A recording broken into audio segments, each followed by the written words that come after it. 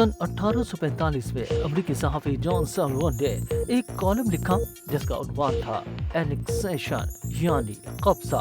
चंद ही दिन कबल Congress of the Republic of Texas ने अमेरिका में शमूलियत की मंजूरी दी थी, जो 9 साल तक एक आज़ाद खुद मुख्तार मुल्क हुआ करता था। जॉन सॉल्वन ने इस वसीह और अरीज खित्ते की अमेरिका में शमूलियत को एक खुदादाद मंसूबे से तामीर किया था।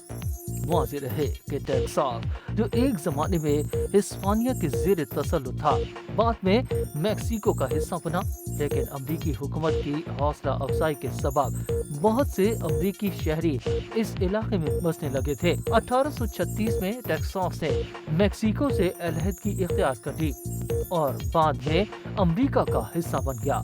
ये शुमाली अमरीका की तारीख में पहला मौका नहीं था जब इस मुल्क के हजम में इजाफा हुआ था। इब्तदाई 13 कॉलोनियों पर मुश्तमिल मुल्क, जिसने 1776 में आज़ादी का ऐलान किया था, रफ्ता रफ्ता 50 कॉलोनियों तक कैसे फैला और इस कहानी में खुदा की तकदीर का क्या किरदार था। सबसे पहले इस लफ्ज का इस्तेमाल जॉन सॉल्वन ने ही किया था, जिनके मुताबिक खुदा ने तकदीर में लिख दिया था कि अमेरिका की ज़मीन में वुसअत पैदा हो। इस तसव्वुर के साथ एक और लफ्ज जुड़ा जिसे अमेरिकन एक्सेप्शनलिज्म कहते हैं, यानी दूसरों से मुमताज लोग जिन्हें खुदा ने चुना है। ये ख्यालात दिहाइयों तक अमेरिकी तसव्वुर का हिस्सा रहे और सरकारी पॉलिसियों में भी उनका तस्करा रहा। हाल ही में डोनाल्ड ट्रंप ने सदारत का हल्फ उठाया तो उन्होंने भी इस जानिब इशारा किया और कहा कि हम अपनी तकदीर का सितारों तक पीछा करेंगे। ट्रंप की जानिब से पानामा नहर, ग्रीनलैंड पर कब्जा समेत कनाडा को अमरीकी रियासत बनाने की तजवीज़ के पीछे भी इसी तसव्वुर का अमल दखल नजर आता है और इस सोच का बीज अमरीका की बतौर रियासत पैदाइश से ही बो दिया गया था। मैक्सिकन मौर्रिख अलिशिया मायर ने BBC मंडो से बात करते हुए बताया कि इन ख्यालात की बुनियाद नौआबादियाती निज़ाम में पड़ चुकी थी जब अमेरिका में बरतानवी कॉलोनियां कायम हुई। 17वीं सदी के आगाज में बरतानिया से आबादकार अमेरिका पहुँचे तो एक ऐसा मसीही फिरका पनपना शुरू हुआ जो बरतानिया के सरकारी फिरके का मुखालिफ था। इस फिरके के पैरोकार के लिए अमेरिका एक ऐसी जगह थी जहां वो बिना रोक टोक अपने अकायद के तहत जिंदगी गुजार सकते थे। इस फिरके के मुताबिक खुदा ने पहले ही तय कर रखा था कि जन्नत और जहन्नुम में कौन जाएगा और ये कि वो खुदा के पसंदीदा लोग हैं। अलिशिया मायर के मुताबिक खुदा ने चंद अफराद को चुन रखा है और फिर ये तसव्वुर पूरी कौम तक फैल गया जिसके मुताबिक चंद कौमें खुदा को पसंद नहीं है। 1763 में बरतानिया अमेरिका के एक बड़े हिस्से पर काबिज था। इसी साल बरतानिया ने नौ आबादियाती निजाम के लिए अपालाचीन पहाड़ियों की हद तय कर दी जहां मुकामी आबादी बसती थी। बादशाह जॉर्ज सोम ये इलाका मुकामी आबादी के लिए मुख्तस करना चाहते थे, लेकिन सफेद फार्म अमरीकी शहरी इस इलाके को भी शामिल कराना चाहते थे और ये एक वजह थी कि 1776 में 13 कॉलोनियों ने ताजे बरतानिया से आजादी का ऐलान करते हुए अमेरिका के क़याम का ऐलान किया।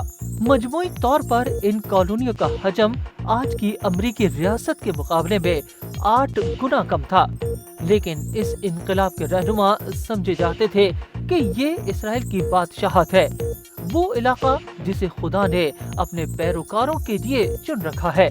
अमेरिका की आजादी की दस्तावेज में भी खुदा का हवाला मौजूद है और इसी तस्वर को ग्रेट सेल में भी दिखाया गया है।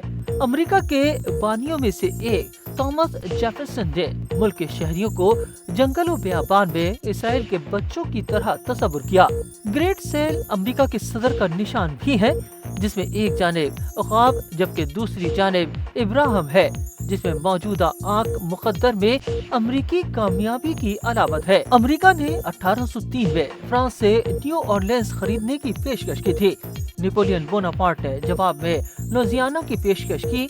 इस वक्त के सदर जेफरसन ने कर्ज लेकर ये इलाका फ्रांस से खरीद लिया क्योंकि उनका मकसद बहरे ओकियानूस तक रसाई हासिल करना था। अमेरिका में कौमियत का तस्वर 1820 से 1840 के दरमियान मजबूत हुआ। स्वीडिश मौरख आंद्रे स्टेफेंसन ने BBC मंत्रों को बताया कि हकीकत में ये एक ऐसा मंसूबा था जिसमें वुसत के मुखालफिन को अच्छा अमरीकी नहीं समझा जाता था। अमरीकी मौरख जे सिक्सटन के मुताबिक खुदादा तकदीर एक सियासी नारा बन गया जिसे 1850 में ऐसे लोगों के खिलाफ इस्तेमाल किया गया जो अमेरिका की खुद को वुसअत देने की पॉलिसियों के खिलाफ थे। टेक्सास पर कब्जे के बाद अमेरिकी सदर को ये मौका मिल गया कि वो मेक्सिको से जंग छेड़ सकें और सिक्सटन के मुताबिक इलेक्शन के दौरान उस वक्त के सदर के लिए ये सुनहरी सियासी मौका भी था। 1846 में जंग शुरू होने के बाद अमेरिकी फौज को रोकना मुश्किल हो गया क्योंकि मेक्सिको के पास अमेरिका जैसी अस्करी ताकत नहीं थी। स्टेफेंसन के मुताबिक 1824 में अमेरिका और मेक्सिको एक जितने थे, लेकिन 1850 में अमेरिका की आबादी 2 करोड़ 30 लाख हो चुकी थी जबकि मेक्सिको की आबादी 75 लाख थे। 14 सितंबर 1847 को मेक्सिको के दारुल हुकूमत के मरकजी चौक में अमेरिका का परचम लहरा रहा था। अल एशिया मायर के मुताबिक मेक्सिको को कम तर लोगों की कौम के तौर पर देखा जाता था और बहुत से सियासतदान चाहते थे कि पूरे मेक्सिको पर ही कब्जा कर लिया जाए। खुदादा तकदीर का तस्वुर और अमेरिका को वुसअत देने का ख्याल उस वक्त से बदलता रहा है।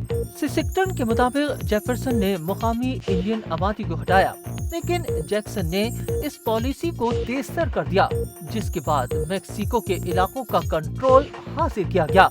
यही तस्वुर 20वीं सदी में भी एक मुख्तलिफ शक्ल में नजर आया, जिसके तहत अब अमेरिका किसी और इलाके पर कब्जा तो नहीं करता, लेकिन कंट्रोल जरूर करता है, जिसके लिए मुआशियात और खारजा पॉलिसी का इस्तेमाल किया जाता है। स्वीडिश मौरख के मुताबिक 21वीं सदी में जॉर्ज बुश और बराक ओबामा ने जंगों के जरिए इस तस्वुर को नई शक्ल दी। मिसाल के तौर पर बुश के मुशीर कौमी सलामती उमूर ने इराक के खिलाफ जंग का दिफा करते हुए कहा कि एडवांस में दिफा का हक हासिल है, जैसा कि क्यूबा के मिसाइल बहरान में देखा गया। स्टेफेंसन कहते हैं कि जब भी कोई बहरान पैदा होता है तो इस तस्वुर की बात की जाती है जो सिर्फ अहम मौके पर सामने लाया जाता है कि अमेरिका एक नागुज़ीर मुल्क है। ताहम वो कहते हैं कि तारीखी एतबार से देखा जाए तो दुनिया में ये तासुर मौजूद है कि अमेरिका जो भी करता है या नहीं करता, इसे इंसानियत के मुस्तकबिल के लिए फैसला कुन समझा जाता है और ये इसी सोच का नतीजा है।